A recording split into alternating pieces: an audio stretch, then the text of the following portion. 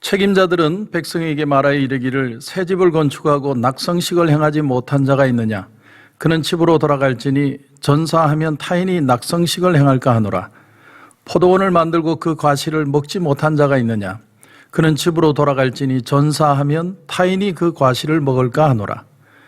여자와 약혼하고 그와 결혼하지 못한 자가 있느냐? 그는 집으로 돌아갈지니 전사하면 타인이 그를 데려갈까 하노라 하고, 책임자들은 또 백성에게 말하여 이르기를 두려워서 마음이 허약한 자가 있느냐? 그는 집으로 돌아갈지니 그의 형제들의 마음도 그의 마음과 같이 낙심될까 하노라 하고, 백성에게 이르기를 마친 후에 군대의 지휘관들을 세워 무리를 거느리게 할지니라. 아멘. 톨스토이는 세 가지 질문을 했습니다. 이 세상에서 가장 중요한 사람은 누군가? 세상에서 가장 중요한 일은 무엇인가? 세상에서 가장 중요한 때는 언젠가? 그리고 자문자답했습니다. 세상에서 가장 중요한 사람은 지금 내가 만나는 사람이고, 세상에서 가장 중요한 일은 지금 내가 하는 일이고, 세상에서 가장 중요한 때는 지금, 바로 지금이다. 이렇게 표현을 했습니다. 하나님께서는 이스라엘 백성들이 전쟁을 할 때 하나님이 함께 하신다는 믿음으로 전쟁터를 나가기를 원하셨습니다.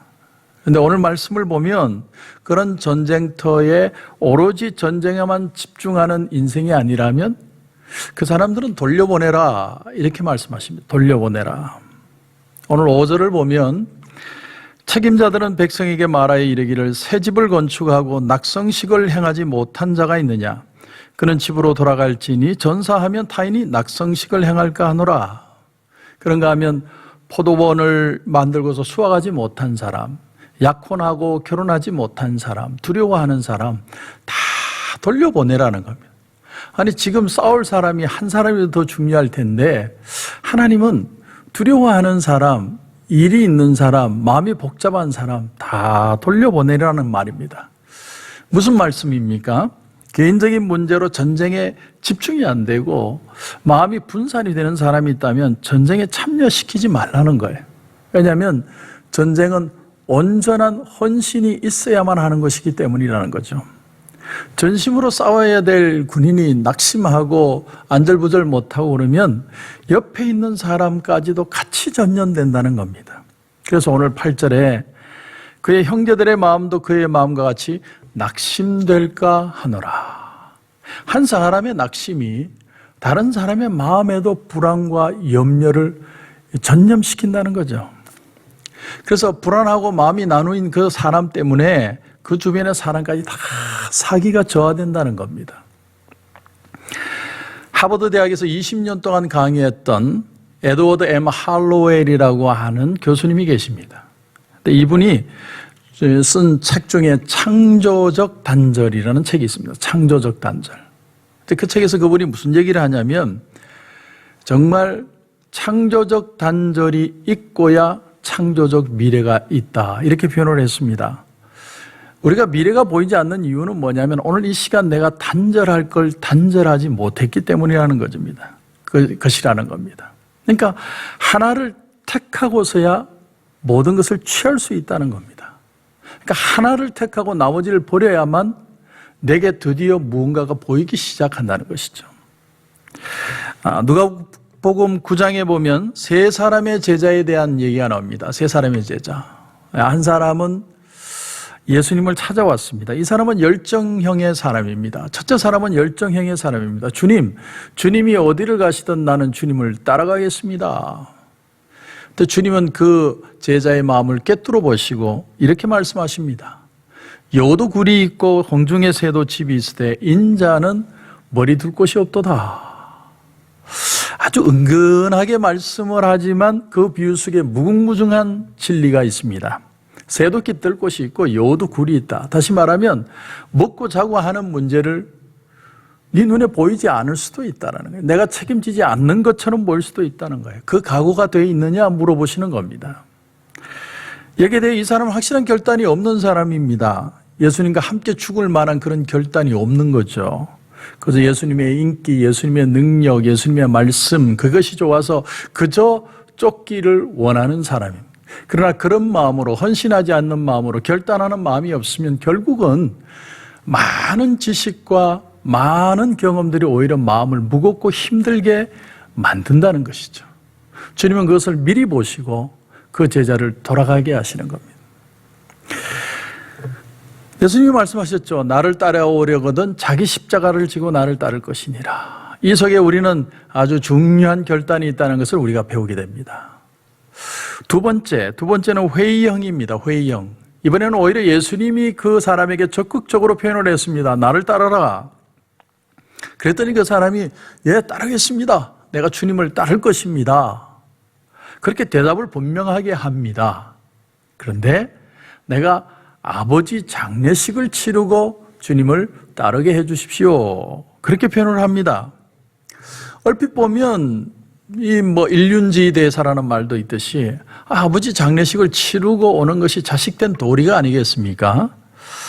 그런데 이 부분에 대해서 주님은 단호하셨습니다. 윌리엄 바클레이라고 하는 신학자가 여기에 대한 설명을 분명하게 했습니다.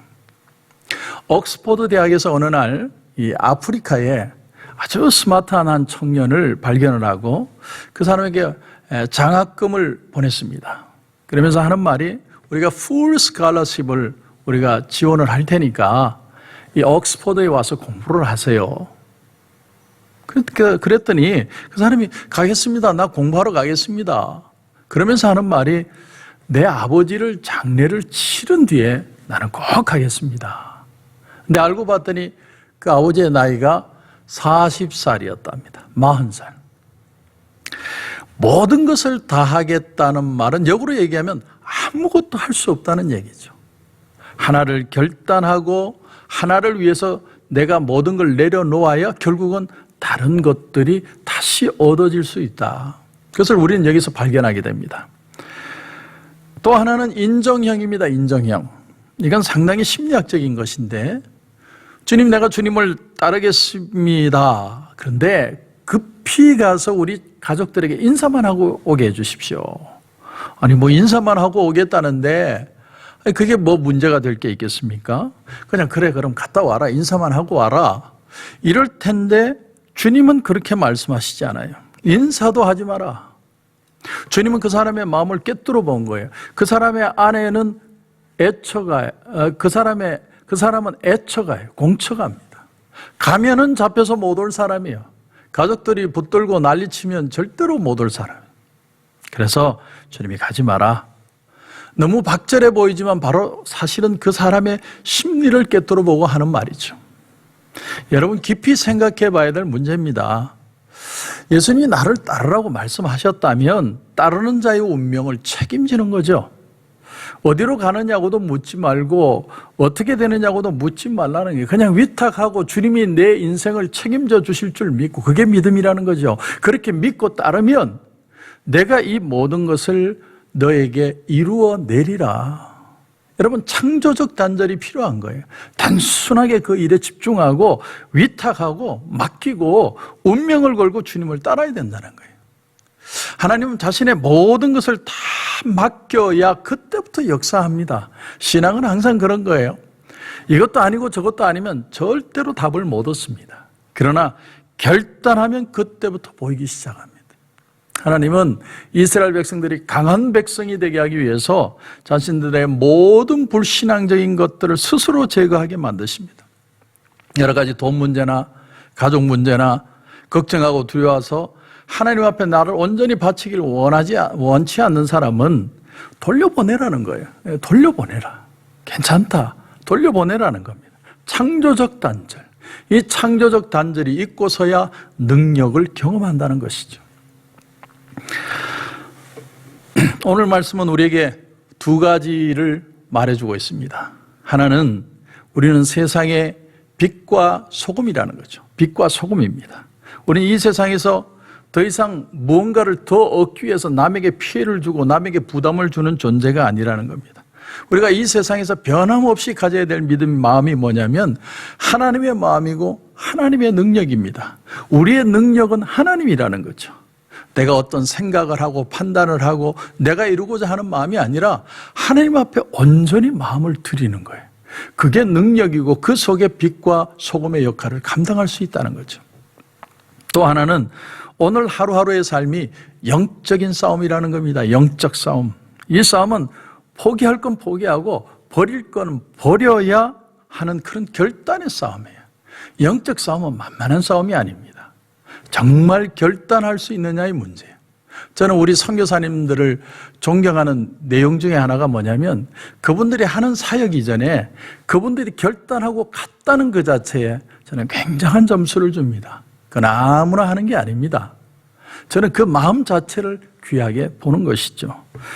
여러분 기억하십시오. 우리는 하나님의 능력으로 세상을 사는 거지 내 능력으로 사는 게 아닙니다. 오늘도 하나님은 우리에게 능력이 되어주길 원하십니다. 우리 힘이 되기를 원하십니다. 그런데 그 일을 이루려면 창조적 단절이 필요합니다. 단절이 있고서야 미래가 보이는 것이죠. 우리의 마음속에 다시 한번 믿음으로 승리하는 하루가 되시길 주님의 이름으로 축원합니다. 기도드리겠습니다. 하나님 은혜를 감사합니다. 오늘 이 새벽에 우리가 하나님의 말씀을 상고하며 혹시나 전쟁터에 아직도 마음에 걱정이 있고 이루지 못한 일이 있는 사람들은 다 돌려보내라는 말씀을 보았습니다. 하나님의 나라는 하나님의 뜻을 이루기 위해서는 창조적 단절이 필요하다는 걸 배웁니다. 하나님 우리의 마음속에 여러 가지 걱정과 염려와 불안이 있습니다. 그러나 무거운 짐을 나 홀로 지고 견디다 못해 쓰러지는 것이 아니라 주님께서 나를 불쌍히 여기시고 나와 함께 가고 계시기 때문에 주님께 맡길 줄 아는 그런 귀한 결단의 하루가 되게 하여 주시옵소서. 오늘도 주님 기도하는 가운데 큰 은혜 주실 줄 믿고 예수님의 이름으로 기도드립니다. 아멘.